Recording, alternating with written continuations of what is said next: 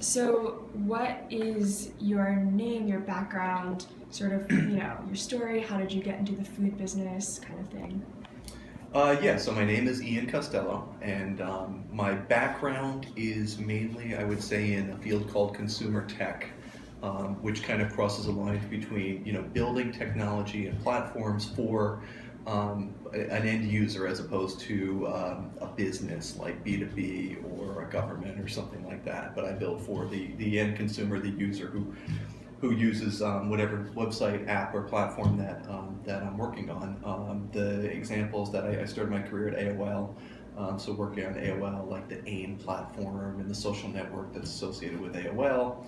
I worked in a company called Yodel, which does like internet marketing for small businesses. That was the first startup I was part of. I worked for Living Social from very early on. So I was there for 4 or 5 years at Living Social, and then I founded this company. And to your question, I've never really had a food background. I mean, I think that it really, the story of when we started was my co-founder, Alan, and I worked long hours at Living Social, and we spent a lot of time together. And then we'd go home, and I have a family at home, and we'd feel this sort of pressure to, not only, work long hours, but then come home and like put something healthy on the table. And that's hard to do.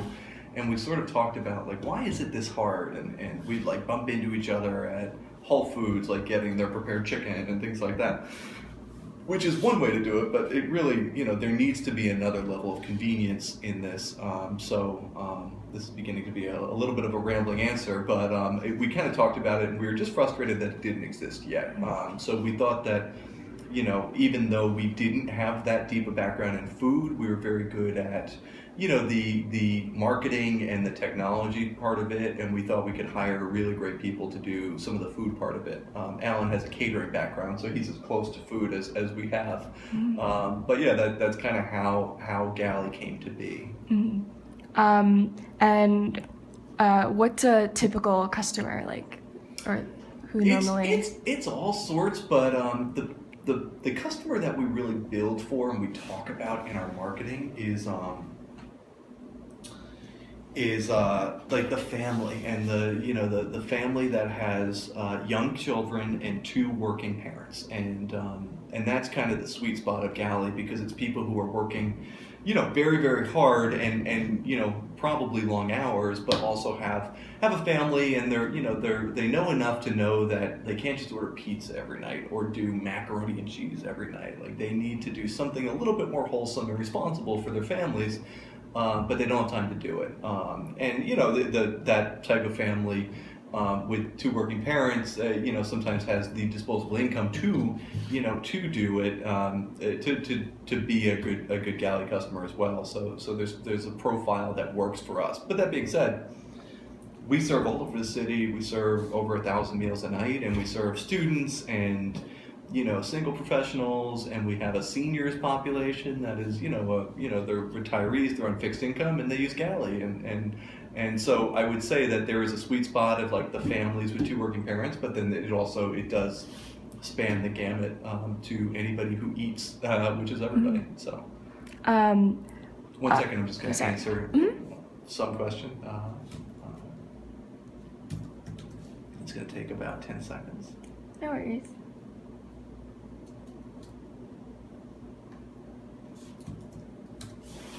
Okay. What's the creative process behind sort of designing the menus for each week? Yeah, it happens from everywhere. So Alan is he's my co-founder, and he's the one with Chris, our culinary operations manager. They kind of take the lead in planning the menu, but it's recipes that they've had from their years of experience that they know and like. It's ideas we get from our customers. Our customers say, wouldn't it be neat if you guys could do a short rib, or, more barbecue stuff, or things like that. Mm-hmm. Like, we'll definitely respond to that. And, we also respond a lot to like what we see in the data. So we look a lot at what people are buying and what they're not buying. And, if people are tending to like, Like we did a soba noodle bowl with salmon on it, and people went nuts about it. So now we do a little bit more of like the soba noodle. Like we do a beef soba noodle, we do like a shrimp stir fry. So there is kind of a data part of it that we kind of analyze trends, and we try to make sure that we are in front of them. What's one meal on the menu that you would really recommend? Oh, I like them all. I really do. But some of my favorites are like the spaghetti and meatballs. Like we just do a wonderful like a slow roasted tomato sauce that I think is it sounds simple, just spaghetti and meatballs, but the way we do it, I think is it's so clearly a step ahead that if you were to try it, you'd be like, wow, the flavor in there is just fantastic. So I love the spaghetti and meatballs. I mentioned the soba noodle, like the shrimp soba noodles with like it's like soy and fish sauce on it is fantastic. We do shrimp really well, so everything from shrimp scampi to to like we do like a shrimp kebab and things like that. So I always like our shrimp. Why is healthy eating important to you, and sort of how do you incorporate health and nutrition in the meals? Well, to answer the second part of your question first, we make sure that one thing that we have guidelines, and one of the guidelines is that we really don't have any processed food in our food. Everything is made from scratch, even down to I'm always so impressed that like if a recipe requires chicken broth, like we make the chicken broth. Like we're boiling chicken to make the broth. Like we don't have cans of chicken broth. So everything is made from scratch, and that it's not. To take a little bit of a step back, we always try to make sure that we talk about our food like it is responsible and nutritious food, but it's not diet food. Like it's still like it's healthy food, but it's not like it's not like Weight Watchers points or anything like that. Like it's good for the family, and generally the kids like it and things like that. So we try to have that mentality that like, look, let's try to stay within like 600 to 800 calories per person per serving. Try to make everything from scratch, so nothing like processed or no processed sugars or anything like that. And then sorry, I forget the first part of your question. It was just, why is healthy eating important to you? Yeah, like I said before, I'm growing up a little bit, and when I was in college, I would do pizza and Taco Bell a lot. But now, I've got 2 kids at home, and we know that it's part of having a good family dynamic is to sit down and kind of eat a meal together. And a lot of the times my wife and I both work, like we can't cook meals every day, but it is nice to sit down as the family and eat. So I don't know if this is really squarely answering the question about nutritious cooking, but I do know that shared family meals are important, and that Galley is a big enabler of that. So I think that personally is what speaks to me the most. How often do most people use Galley?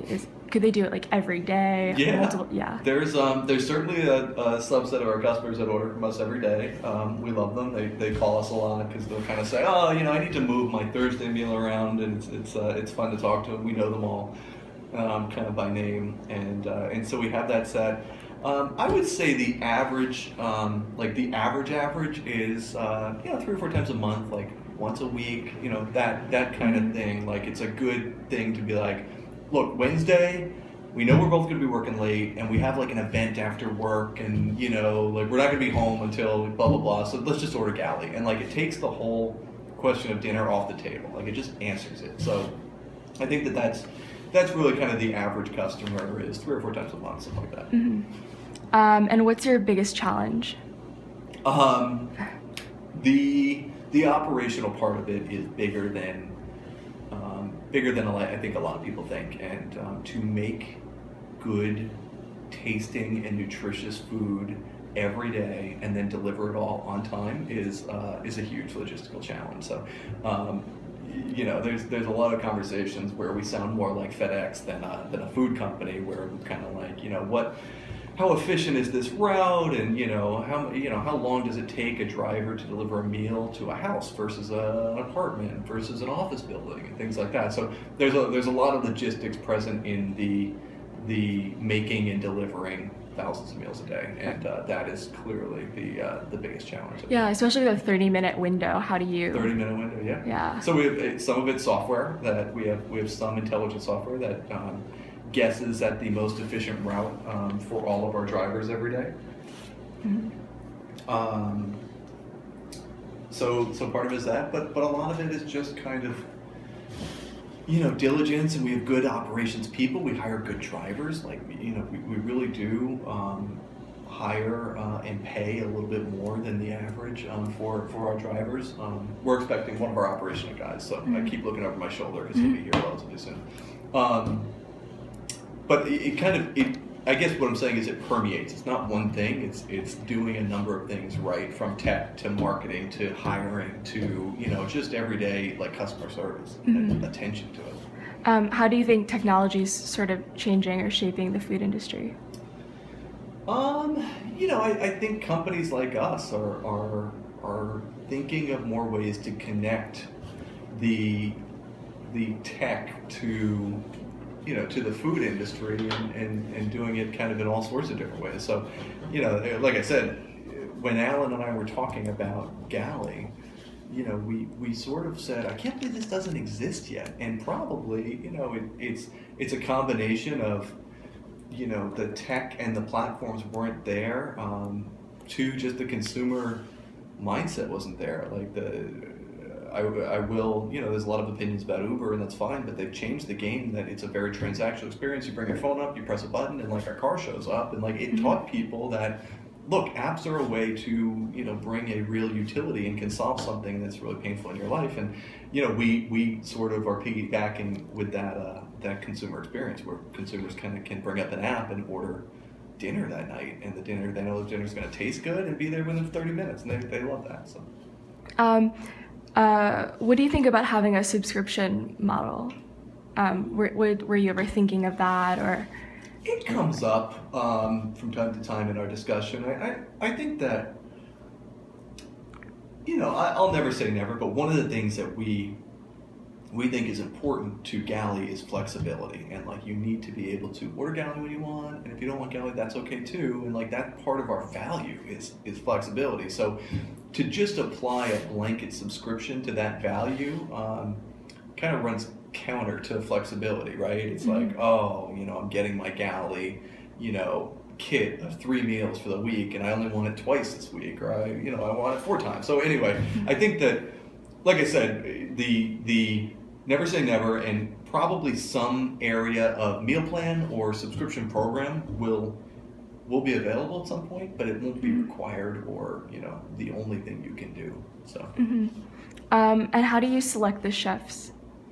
Luckily we have we've hired very, very well in there's a area of expertise called culinary operations, and I didn't even know it existed before starting this company. But culinary operations is basically the person who runs the kitchen, from hiring to ordering to batching of like your responsibility today is to cut the salmon, and your responsibility is to fry the salmon, and there things like that. So there's a culinary operations person who I think is one of the better people I've ever worked with. Her name is Chris, and she's responsible for hiring and performance management for all the chefs. So we really don't have like a head executive chef. We've got Chris, and then she manages a team of sous chefs, who manages a team of prep chefs, and there's a lot of people in our kitchen, but there isn't like a chef. There's a culinary operations director. What's a typical day like at work for you? That's a good question. Well, I mean, for me personally, I oversee a lot of our tech and our product development and things like that. So a lot of times that my day boils down into probably 4 areas. One is One is actually planning on what we're doing next from a product standpoint, whether we're working on gifting or streamlining the order experience or upgrading some area of our tech that we need to. So we have an engineer and me, and we work very, very closely together. The other area that I'll do, and I do mainly myself, is data. So any reports that need to be generated or looked at, how is our average order size and is it going up or down and why, things like that. So the data analysis is a big part of my day. Third is marketing. So marketing is something that we all kind of participate in. We do a real team effort. So we all kind of talk about like, what is our next push? Where are we going to open in terms of geographic territories? How are we going to approach that from a marketing standpoint? And then the fourth is just operations, and we all do every day some form of operations or customer service, or even like I'll run a meal a couple times a week that like is going to be late, and it's like, oh no, like I'll just go deliver it myself. So a lot of times I find myself just jumping into operations, especially as it gets later, because in the evening is when we do that. When you like look at people's tastes and interests and feedback and things like that, what's one thing you didn't expect or surprised you? I don't know about taste and feedback.